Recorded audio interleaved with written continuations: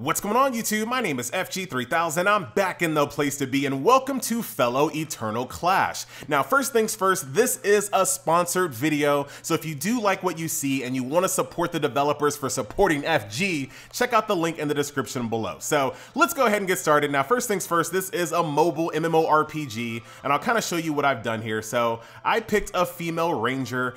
Do keep in mind that the classes in this game are gender locked, so that is that. In regards to gear, the gear does change look based on the tier level. So if you have C class, B class, A class, and S class gear, it all looks different. There are helmets and also cloaks, which I always appreciate. I haven't unlocked one just yet, but it's good to see that option in the game. So one thing that I want to kind of call attention to when it comes to this title is that it doesn't waste a lot of time locking the best features of the game to the end game. So you get to see a lot of the game very early on. So within like the first 1 minute of the game, you get a mount, and you can kind of ride around on the mount very quickly, and there are lots of different mounts that you can unlock in the game. Within about the first 10 minutes of the game, you unlock wings, so you can fly around if you want. So that's actually pretty cool. There is fall damage. Watch this. Yep. Oh. Nice job, pro move there. This game has a jump, which, like I said, you don't see a lot in games of this style. It has underwater travel as well as questing, so you can get yourself like an underwater crystal, which allows you to breathe underwater, and you can fight mobs underwater, which, like I said, a lot of these games don't even bother with any type of underwater content, so that is very good to see.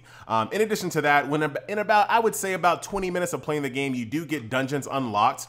So there are quite a few. So there's instance dungeons, there's gold dungeons, which you obviously use to get gold. Guardian dungeons, which allow you to get guardian fragments, which are used for kind of pets. The arena of trials, which is basically kind of like an endless tower mode that you go to every day to get rewards. Gear dungeon for gear, obviously. EXP dungeon for EXP. And there are raids, which I do not have unlocked just yet. So in order to show you guys the combat, let's go ahead and jump into one of these here. I'm just going to go in here solo. You can invite your friends if you choose to, but I'm just going to go in here hardcore because I have a lot more CP than is required here. You only need 3,400 CP. I got quite a bit more than that, so this should be fine. And this will kind of show you what the combat is like here in Fellow Eternal Clash. Over here at the Royal Crypt. There we go. The Forgotten Golem. All right. So here we are. So we're in an instance dungeon now. First things first, well, I've said that many times. Second thing second. This game does use an auto questing, auto grinder type system. And I've kind of talked about this before in previous games. The way to kind of approach these games is to think of it like you're managing a character. And when you kind of think about it in that respect, where you can basically do all of your inventory stuff while the game is kind of fighting for you, it makes a lot more sense. But of course, if you choose to, you can kind of control it if you want to kind of get out of this big attack, and I can kind of jump around if I want to. But that kind of gives you a gist of what the combat is like here in Fellow Eternal Clash. There you go. You get your little crypt rewards, and then you can kind of move forward. And as you can see, once we get back to the selection screen,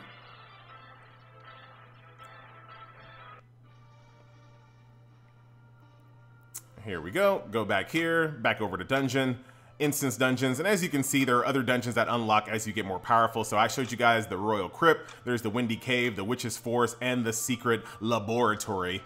So those are different things that you can do there. And like I said, each one of these dungeons has a limited usage per day.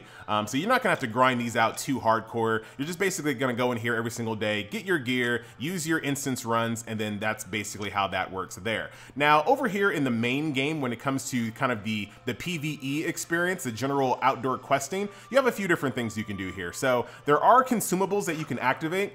So I can activate this attack speed buff, and I can also activate this, basically this damage boost, so that every single time that I hit an enemy, I do increase damage. So let's go ahead and teleport over here and fight some of these froggies, and I'll show you some basic outdoor combat here. And we'll kill some of these frogs. Now, like I said, every single time you do an attack, one of these damage boosts cubes, I want to call them, are used, but you can buy these for in-game currency, so don't worry about that. In addition to the attack speed boost, you can also buy that with in-game gold as well. So pretty, you know, like I said, it speeds up your combat. I don't need to have it, so if I turn it off, I can still kill these guys, but it does make your grinding a lot quicker if you do turn it on. So we're going ahead and turn that back on. The game also does have an auto potion system as well. So if you're getting a little low on HP, the game will automatically equip a potion, or automatically use a potion for you. Now, in addition to the character itself, you also have a skill tree that has a good degree of customization here. So if you go over here to equip, you can only equip 4 different skills here per group. So if I want to go here and say, you know what, instead of using Poison Arrow, I want to unequip Poison Arrow. I'm in combat right now, but if I want to unequip Poison Arrow and equip Frozen Arrow, I can do that and kind of customize my character as I see fit. So that is that. If we go over here to the UI, the game does have a very good and very straightforward UI. Everything that you need to use, everything that you need to interact with for your character is all on this one screen. So you have your cash shop here, and like I said, there are things in here that you can buy just using in-game gold.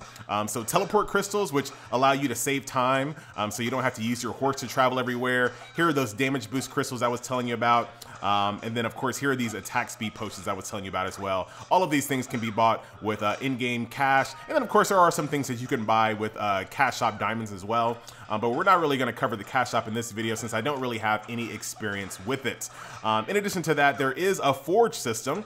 So if you're kind of curious on how you upgrade your weapons, and this is kind of while we're talking, do keep in mind that this is the reason why a lot of people like this type of game. So while I'm working on my character and upgrading my gear, my character is still getting it done and killing things. She just completed this quest right here. I'll confirm it, get all that. I'll select a new quest, go over here, teleport to a new location. So it's really like a management style game. It's a management RPG / MMO, I think is the best way to kind of describe that. So while she's on this new quest, I'm gonna go over here to the forge and I'm gonna go ahead and disassemble some of this gear here that I'm not using.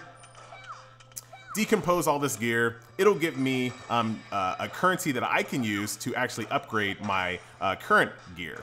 So I can take that, make that into level 2, and that's kind of how the system works. It doesn't work like those other games where you basically have to find duplicates of your gear to upgrade it.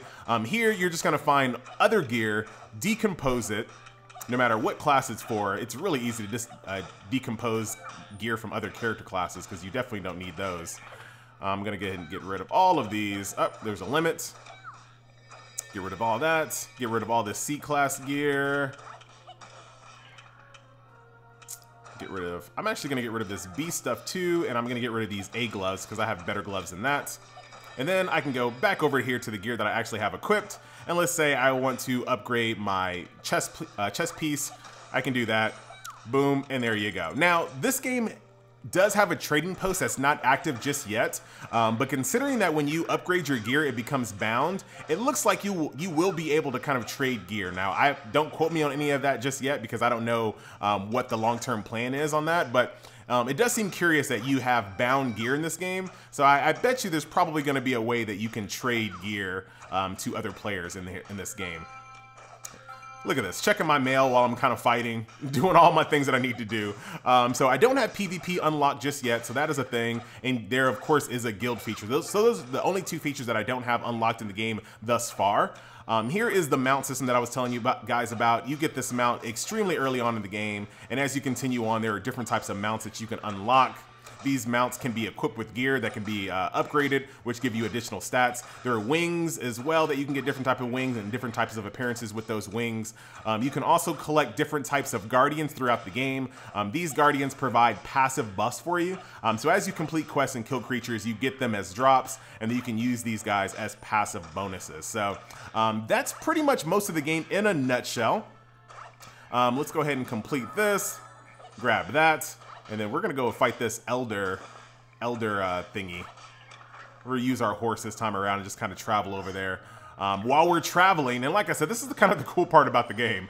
So while I'm traveling, I'm gonna go ahead and upgrade my flaming arrow to make that a little bit more powerful. Go back out here. I'm gonna go ahead and look in my inventory, see what else is going on here. I need to get rid of this bow because I don't need that.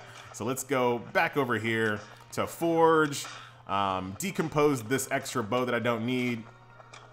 Get that little upgrade crystal, use that on my current bow, make that a little bit more powerful. I can upgrade it twice, so my bow is actually getting extremely good there. Here I am at the destination here, and we're gonna fight this big, humongous puka, whatever that thing is. Oh my god, I think I'm about to die. Am I gonna die in this video? Oh, I'm gonna die. Hold on, let's kite, let's be pro, hold on. Jump while you kite, everyone jumps while they kite. Oh, I'm falling down the mountain, please don't die. All right, here I am in the water for no reason. I shouldn't be here. I shouldn't be here. I'm gonna fly. All right, great job, FG. Let's just fly through everything. And, man, I reset him. Anyway, well, I just showed off some real pro skill there, apparently. But that is the game, ladies and gentlemen, boys and girls. This is Fellow Eternal Clash. Like I said, this is a sponsored video. So if you want to support the developers for giving me this opportunity, definitely check out the link in the description below and you can download the game yourself. It is free and it is available right now. The global launch just happened last night. So lots of players are playing right now. So that is that. I'm FG3000. Thank you so much for watching, and I will see you guys next video. Later.